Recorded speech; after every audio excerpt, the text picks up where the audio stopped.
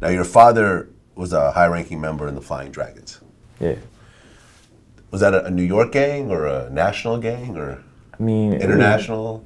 There's definitely links internationally. Hong Kong, there was a lot of Hong Kong, and then they go all over the place, San Francisco. So it wasn't just New York. It was pretty widespread. And now the Flying Dragons, they're involved. They were big in the '80s. I mean, 70s, 80s. And they were involved in murders, kidnapping, drug trafficking. Yeah, the whole nine. Yeah, 70s, 80s, 90s, and all that. Heroin. Anybody ever heard of the term China White? That's the heroin that came from not particularly China, but like the Southern Asia, like Burma, like Vietnam, like all of that stuff was coming in, and at that time that was the strong shit. You know what I'm saying? That was the shit everybody wanted. So the Chinese was bringing it in. That's before the 9/11. So like the shipments, the cargo ships, they weren't as strict. So shit was coming in like that. You know what I mean? Through the boats, through certain shit like that. Okay, and your dad was one of the top guys. Yeah. But you didn't really know your dad very well. Nah. I knew him in and out. He was like, my mom, he was just looking for somebody to like move drugs for him, like looking for a mule, like looking for, you know what I mean? And then he accidentally got my mother pregnant, you know what I'm saying? And he never really claimed it. He never really claimed me, but he was around, but he wasn't around, you know what I'm saying? Like when my mother needed bread, you know what I mean? He would tell my mom, well, strap this up, and this is how you're gonna get this money, you know what I'm saying? Like that, with me screaming in the back and all that, you know what I mean? So the relationship was like, I seen him a couple times. I mean, I had like, but it wasn't really a relationship. He wasn't really there. He wasn't really around. Nah. So you actually started to kind of hate your father. Yeah. To the point where you actually joined his enemy's gang, which is the Ghost Shadows. Yeah, that's a fact. What did your dad do when he found out that you joined the Ghost Shadows? Well, my dad was gone by then. The feds eventually, people started telling, right? I mean, they started getting information. And then this is right after Giuliani got, they did the big bust on the Italians, and the Chinese came right after that. They came for the Chinese right after that.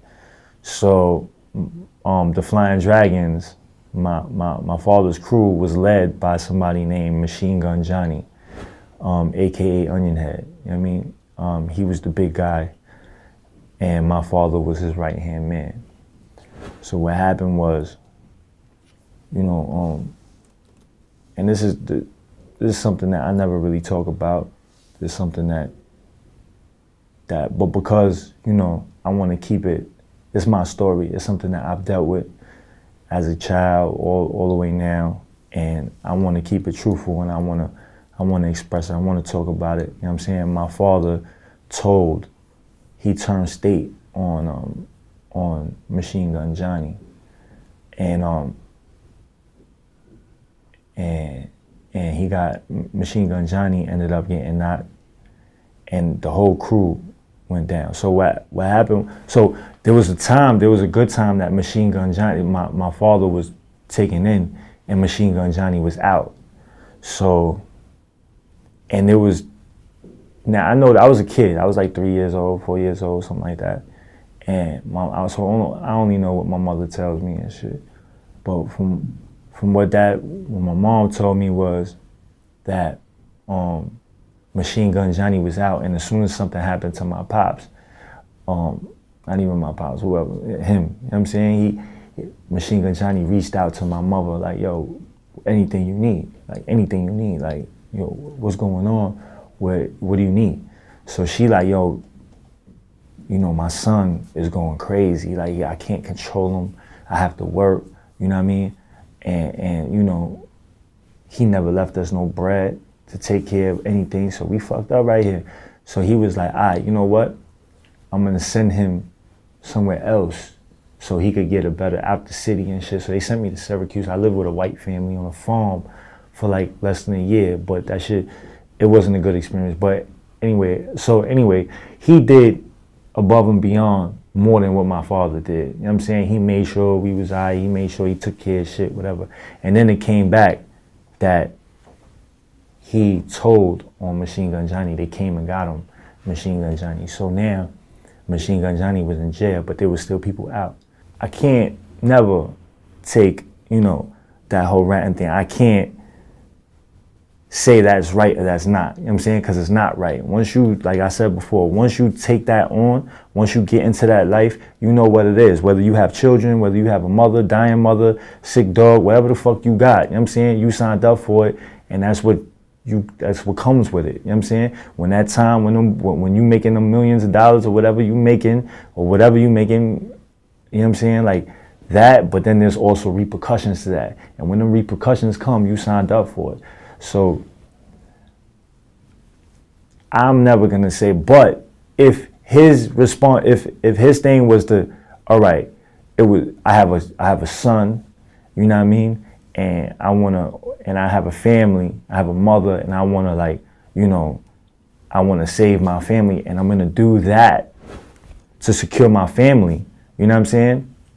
Or I'm gonna sign into whatever fucking, whatever witness protection program and bring my family and whatever, then I could all right, but then I still wouldn't agree with it, you know what I'm saying? But he did that and left us out there. We was out there, like, you know what I'm saying? Like, we had no protection. My mom had a baby, you know what I'm saying? We had no protection. We was just out there on them streets, you know what I'm saying? And any moment, anything could happen. So my mother was living with that fear, like, because you told on the man, like you told on the people that was feeding the whole community, you know what I'm saying? And we was out there, and Machinegun Johnny made a phone call, and this is like, called my mother from jail and was like, listen, you ain't got nothing to do with it, you know what I mean? Your son doesn't have nothing to do with it, so you don't have to worry about that. And he called everybody off. But when we walked down the street, we would still feel the animosity and shit, you know what I'm saying? But this motherfucker called them off, you know what I'm saying? And like, and that just speaks volumes on that man, you know what I'm saying? That speaks volumes on him. And yeah, that was the situation. I never really spoke to my father after that. And I don't really know what he's doing behind after that, but I know that was the whole situation. So do you even know if he's alive still, or? I think he is. You know what I mean? But you don't I don't have any know. contact with him. Yeah.